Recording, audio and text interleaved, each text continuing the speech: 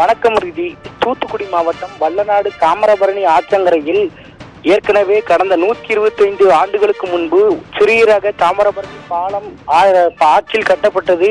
இந்த நிலையில் இந்த பாலத்தில் ஒரு பேருந்து சென்றால் எங்கு வரும் பேருந்துகள் நிற்க வேண்டிய சூழ்நிலை ஏற்பட்டது. இதன் காரணமாக கடந்த 2012ஆம் ஆண்டு இந்த இடத்தில் புதியதாக பாலம் கட்ட வேண்டும் என வலியுறுத்தி 234 கோடி ரூபாய் மதிப்பீட்டில் டெண்டர் விடப்பட்டு இந்த பாலத்தின் பணிகள் நடைபெற்றது.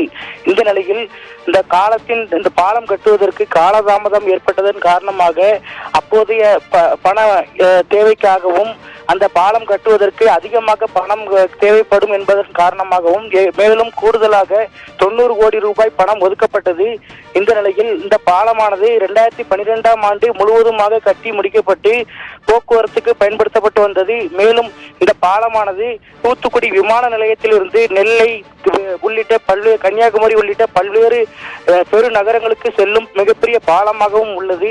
இந்த பாலத்தில் இருந்துதான் அந்த தூத்துக்குடி கடற்கரை பகுதியில் இருந்து ஏற்றுமதி இறக்குமதி செய்வதற்காக அந்த பேவூசி துறைமுகத்திலிருந்து பல்வேறு கண்டெய்னர் லாரிகள் உள்ளிட்ட பல்வேறு கனரக லாரிகள் தினமும் சென்று வருகிறது. இதன் காரணமாக கடந்த 5 ஆண்டுகளுக்கு முன்பு, அதாவது 2017ஆம் ஆண்டு இந்த பாலத்தின் நடுவே கான்கிரீட் தூண் ஒன்று பெயர்ந்து அந்த பாலத்தில் பெரிய அளவில் ஓட்டை விழுந்தது.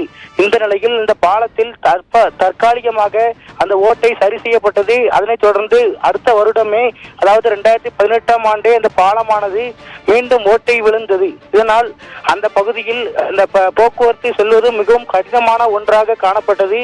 இதனால் அந்த நெடுஞ்சாலைத்துறையினர் இந்த இடத்தில் புதியதாக அந்த பராமரிப்பு பணிகளை மேற்கொள்ள வேண்டும் என வலியுறுத்தி 13 கோடி ரூபாய் அந்த பாலத்திற்கு திட்ட மதிப்பீடு தயார் செய்து அந்த பாலத்தில் பராமரிப்பு பணிகளை செய்தனர். இந்த நிலையில் இந்த பராமரிப்பு பணிகளானது கடந்த 5 மாதங்களுக்கு முன்புதான் முடிந்தது. இந்த 5 மாதங்களுக்கு முன்பு முடிந்த நிலையில் இந்த 2012ஆம் ஆண்டு முதல் 2024ஆம் ஆண்டு வரைக்குள் இந்த பாலமானது கடந்த 10 முறைக்கு மேல் ஓட்டை விழுந்து அதனை சீர் செய்யப்பட்டுள்ளது.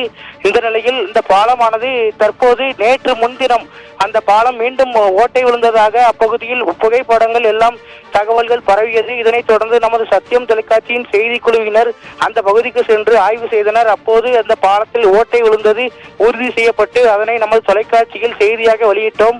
அதனைத் தொடர்ந்து நேற்றைய தினம் இந்த பாலத்தில் உள்ள ஓட்டை சரி செய்யப்படும் பணிகள் நடைபெற்றது.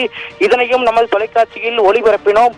இந்த நிலையில் தற்போது நேற்று பராமரிப்பு பணிகள் நடைபெற்ற அதே பகுதியில் தற்போது பாலத்தில் மீண்டும் ஓட்டை விழுந்தது குறிப்பிடத்தக்கது. ரிதி.